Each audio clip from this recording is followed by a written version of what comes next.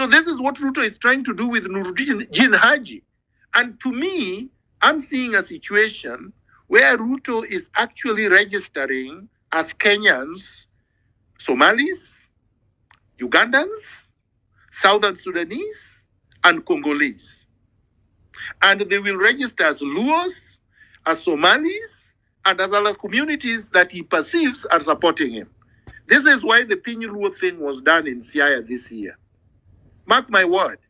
This is why Raila and the rest did this thing in Siaya and invited Museveni. It is a conspiracy to inflate figures so that it could gerrymander whatever election is coming. So this system needs to be audited thoroughly. This system needs to be overhauled. This system needs to be ring-fenced and protected. There was a warning that Justice Lenaola gave, I believe last month or a month or maybe in November. And it is a warning that attention has not been paid to it very much. But that is where the problem actually lies more than anything else. Lenaola was honest enough to say, look,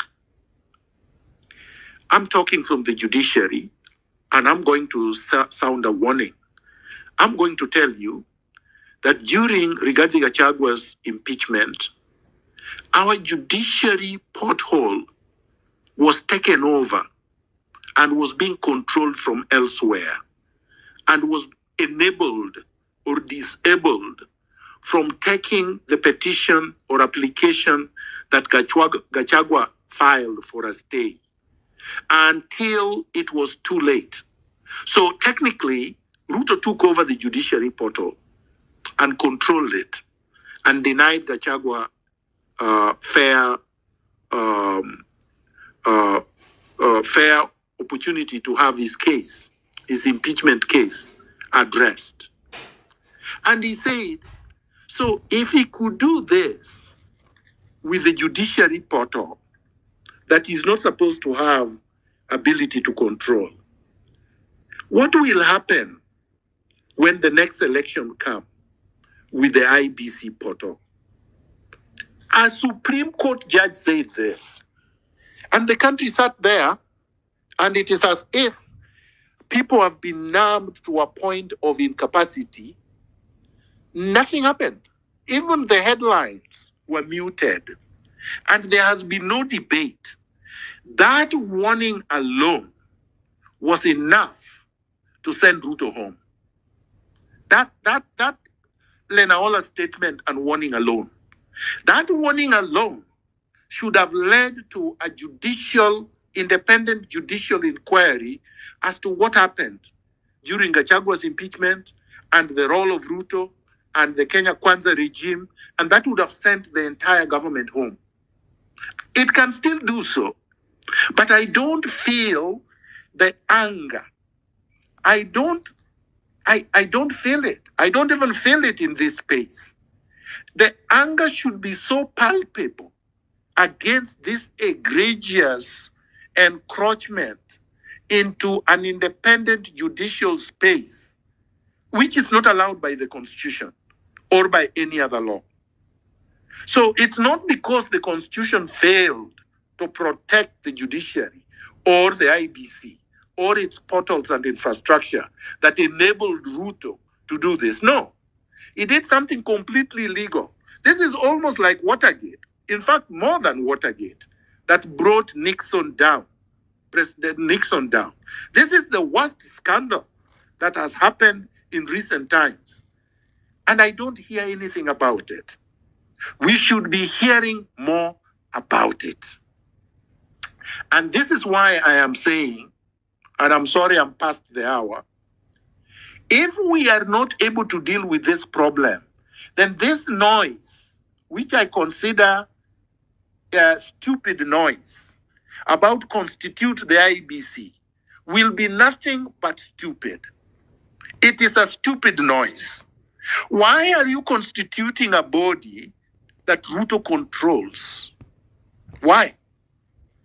Why are you in a hurry to do this? Why do you want to waste time helping Ruto craft his own succession, right? So, number two, somebody said we need to have the youth, the Gen Zs, get out to register, get ID cards and register as voters. I want that to happen, and I hope it will happen. But remember, Ruto's PS for immigration, the person who is responsible and the Ministry of Interior, he controls 100%. He's the one who decides who is going to be registered. He's going to do gerrymandering the way they do it in Nigeria. He's going to perfect the Nigerian example, where the Hausa Fulani, who are very few, are mysteriously supposed to be more than the entire south of Nigeria. You know, they are a handful. So this is what Ruto is trying to do with Nuruddin Haji. And to me, I'm seeing a situation where Ruto is actually registering as Kenyans, Somalis, Ugandans, Southern Sudanese, and Congolese. And they will register as Luos, as Somalis, and as other communities that he perceives are supporting him. This is why the Pinyuluo thing was done in Siaya this year. Mark my word. This is why Raila and the rest did this thing in Siaya and invited Museveni. It is a conspiracy to inflate figures so that it could gerrymander whatever election is coming. So this system needs to be audited thoroughly. This system needs to be overhauled. This system needs to be ring-fenced and protected. How is your problem, not me? I'm just telling you, this needs to be done. Now, last solution.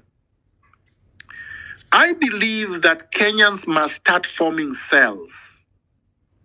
So wherever you are, you have to have cells of 15 people around you, each one of us. If you do not have 15, and that 15 also has 15, and that 15 also has 15 in concentric circles, we will not be able to defeat this man. But that is the way we have to go. We have to construct physical cells. We have to construct virtual cells. We must continue to attack Ruto 24/7. These silhouettes, those cartoons, those messages, those coffins should sprout in their millions. Let Ruto become so angry, but let us harass Ruto constantly. Let us pelt Ruto with every weapon we have. So if you only have your pen, use it. Like the Palestinian writer said, that if the Israeli came to him and all he had was a marker or a pen, he would throw it at them, because that's the weapon he has. Use whatever weapon. If your ability is to draw silhouettes, do it 1,000 times. If your ability is to construct words, poetry, use it. If it is music, use it. If it is cartoons, use it. If it is being on social media 24/5, no matter what they say, do it. If it is a question of mobilizing on the ground, go ahead and redouble your efforts. I thank you. Thank you so much, Dr. Harry, for your closing remarks. This is my prescription. We overhaul the entire Kenyan state. Its culture, its design, its structure, its institutions, its mores, its values, its laws are anti-African from the beginning. Until and unless we do this, these problems will never go away.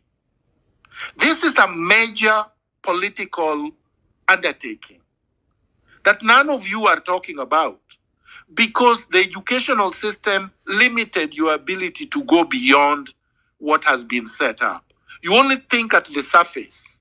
You take these things as given. You assume that the Kenyan state is good. You assume that the institutions are good, are meant to do. The framers of the Kenyan Constitution 2010 may not have failed the way that you perceive it to be. A lot of the things that you say that the president is authorized to do is actually not authorized to do under the Kenyan Constitution. For example, the superfluous role of the president in appointing the Chief Justice is just that, superfluous, in the sense that the Constitution structured a process of appointment that if it were to work the way that it was designed, the president's role is that of a rubber stamp. 3 names are supposed to be presented to the president and he chooses one. The 3 names that are coming through the appointment process, through the judicial service commission process, are supposed to be 3 names of qualified, competent, and jurist with integrity, one of whom will be impeccable in terms of performing their role. But one thing that a constitution cannot do, and the Kenyan constitution and no constitution in the world can do, is to stop human behavior. You can probably do that when you punish people for so long until they stop doing something, which is why the Chinese system probably sometimes works, in the sense that if you are involved in corruption, you can be executed. So therefore, the fear of death stops people from engaging in nefarious activities. So, for instance, bribery. If you don't punish those who give bribes severely and those who receive them, then you won't be able to stop bribery. But that is not in the Constitution. Nothing in the Kenyan Constitution gives the president or anybody else the right or even the opportunity to bribe. But they do bribe with no consequences. Nothing in the Constitution says if a president is caught bribing, there is no consequence in law. So that is a and you can't really set out that in the Constitution and it works because, as I said, some of these limits in human behavior cannot be legislated, or you cannot put it in the Constitution and it works itself. The police, for instance, was supposed to be having a police oversight body, and the police is supposed to be an independent service that is answerable to the Constitution and the people of Kenya. But we know that the president still gets to control it through bribery, through